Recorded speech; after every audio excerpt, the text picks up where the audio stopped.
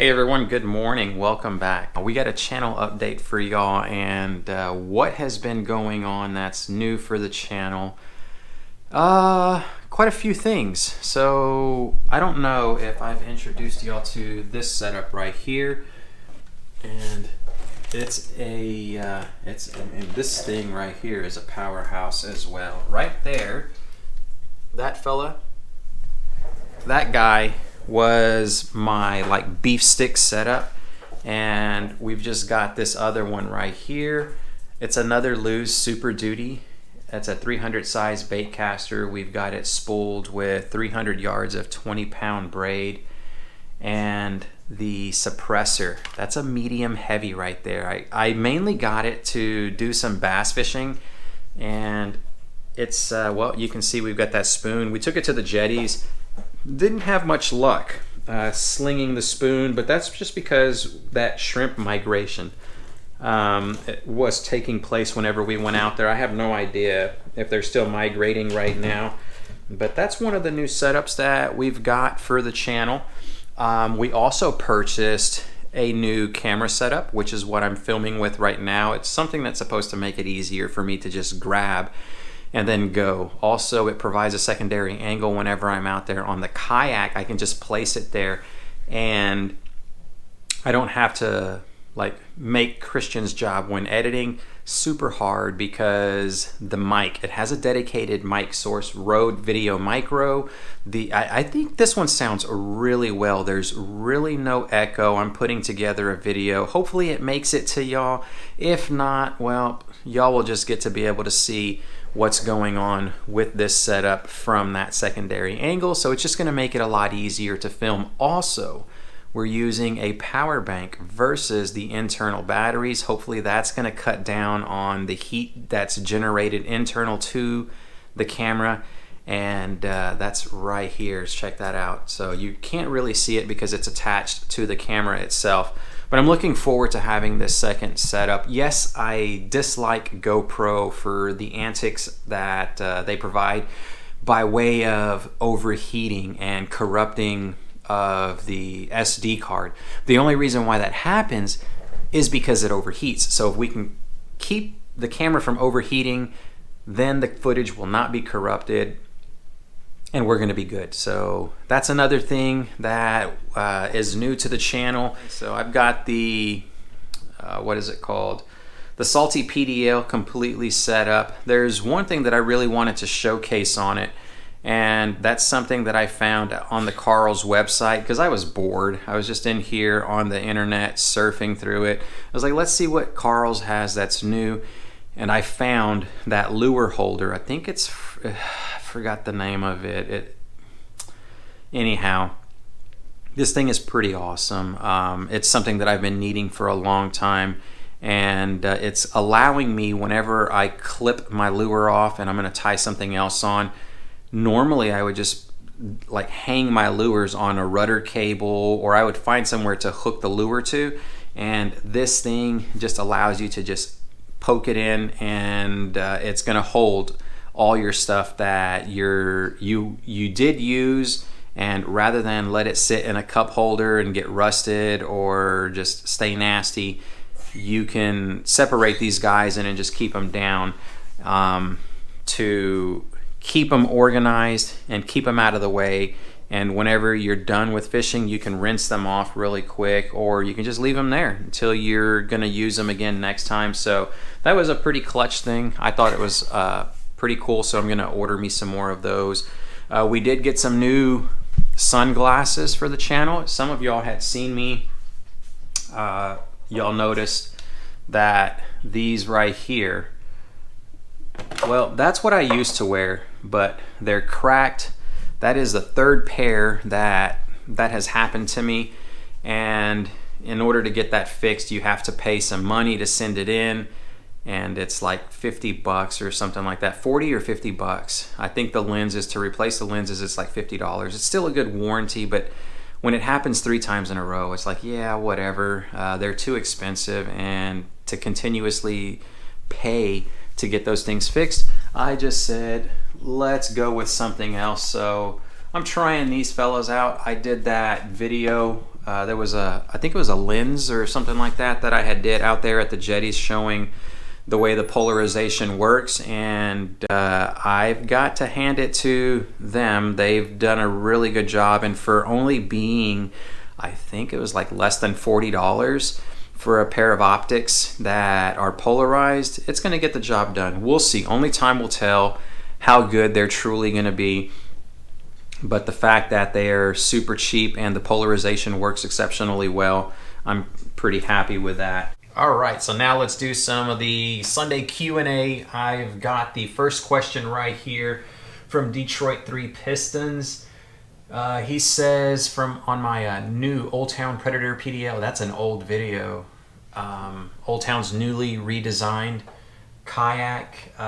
He says, what's the difference between the Predator, the Topwater, and the Sportsman? So we're only talking about 2 kayaks here, because the Sportsman, that's the lineup that Old Town has. But the Predator and the Topwater, Predator is a lot longer, it's a heavier kayak, and it's a lot faster than the Topwater. Whereas the Topwater PDL, which you have 2 of them, whenever it first came out, I think it was the 106, the 10.5 footer, and then Old Town released another one, which was the 12 footer, and then that's when they, at least to my knowledge, they gave them the designation as the 106 and the 120 PDL. Those Topwaters are a lot, so they've got the W hull, which gives them a crazy amount of stability, and it's just a little bit shorter because the Predator is 13 foot 2 inches long, I think, or 13 and a half maybe, but I want to say 13.2. Don't quote me on that one. But the difference between them mainly is stability, length, and speed. And the speed and length goes towards the Predator. The Topwater is just an all-around good boat to be able to fish out of. Plenty of stability, so if you're a beginner, you could jump into the Topwater and be at home with confidence that you're not going to flip or anything like that. But the Predator, it's going to take care of you just as well. And if speed is what you want and you want to just cut through the water, that Predator is going to be the way to go. Both of them, for my style of fishing here as it pertains to the Texas Gulf Coast, for marsh and inshore style stuff, I've tried both of them and they're both really well.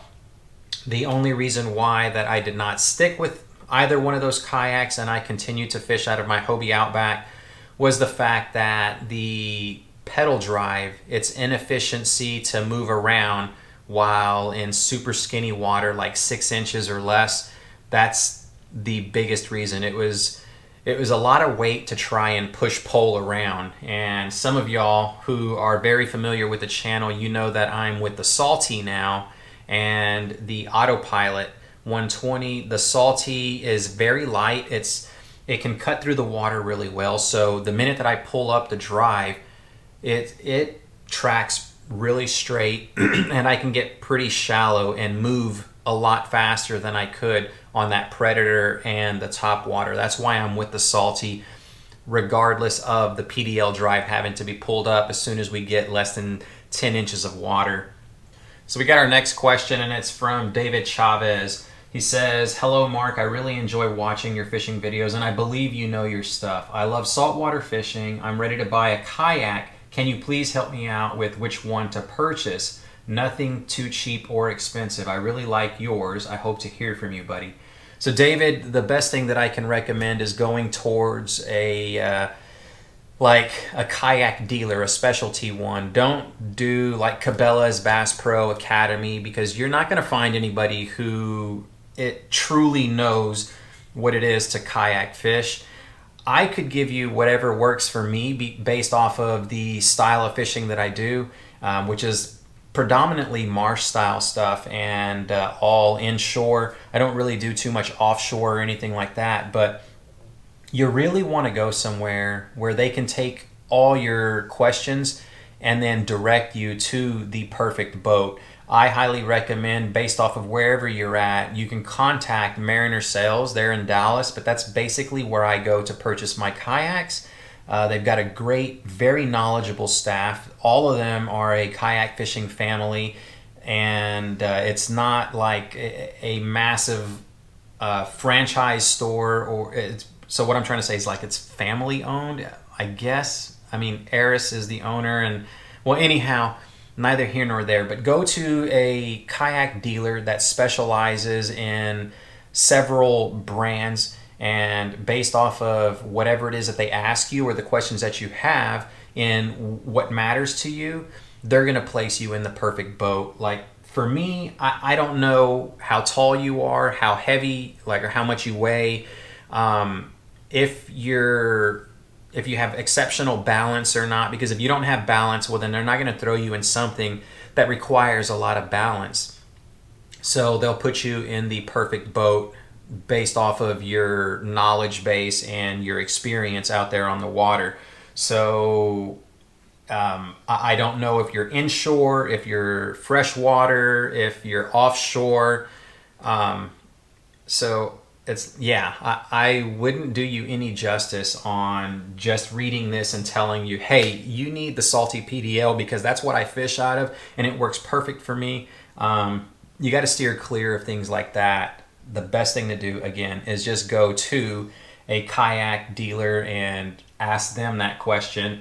And then with the nothing too cheap or expensive, that's basically subjective to how much money you're willing to spend. What means nothing too cheap for me or too expensive could be completely different from what you're thinking cheap and expensive is. So very loaded question, but I understand, I get it. You'll want to get into the sport and you'll want to do it at the price that's just right for you. Just contact them and they'll help you out. You don't have to drive all the way to the store. Maybe they'll take a little bit of time if the showroom is not that busy, and they'll answer your questions. All right, we got another one, and this one's from Noah Reed. He says, do you only catch and release? For the most part, yes. I rarely ever keep fish, only if I'm going to cook them that night or the very next day. That's the only time I'm going to keep anything. Otherwise, I just enjoy going out there, the thrill of the catch, releasing the fish unharmed, and just I'm ready to have a great day. Just show y'all what the Upper Texas Gulf Coast is all about. And yeah, so I don't believe in catching fish, throwing them in the freezer. It kind of ruins the taste for me, and I'm not a big seafood lover, so the only way I will eat fish is if it tastes fresh and it doesn't have that foul smell the way a fish market, when you walk into one and you're like, ooh man, you know something's deteriorating, and I don't like that. So that's the main reason why you don't always see me keeping fish, but I do every once in a while, just not to the point where I have to throw it in the freezer. I've just found the last and final question for the day, and it's from Joan Rodriguez. It says, why don't you use live bait more often? For the most part, I thoroughly enjoy using lures.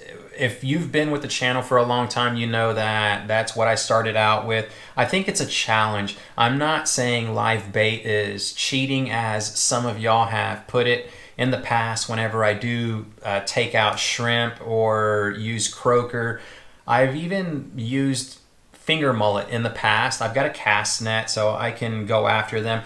I just purchased this right here, the sabiki, because some of y'all had said, why don't you stop like purchasing the croaker from the bait shop? They're too expensive. Take a sabiki out there with you and you can catch your own. So that's what I've got. Hopefully we're going to be able to catch some, but for the most part, I predominantly use lures, artificial ones.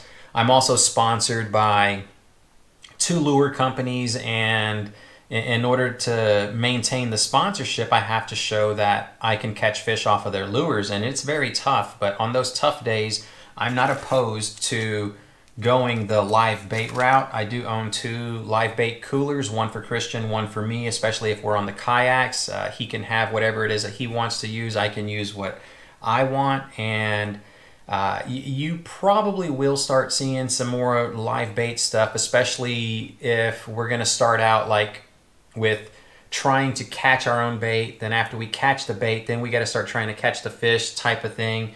I guess if I do one of those videos, I'm going to leave the lures at home just so that I'm forced to go out there with nothing to use, with exception to this right here or the cast net. Maybe one of those videos will show up on the channel soon. So yeah, that's going to do it, everyone. Thank you so much for tagging along on today's Sunday Q&A and the channel update. I hope that y'all were able to have a great fishing weekend and many of you got on them. If you did, thumbs up right there. And yeah, that will do it. Until next time, tight lines.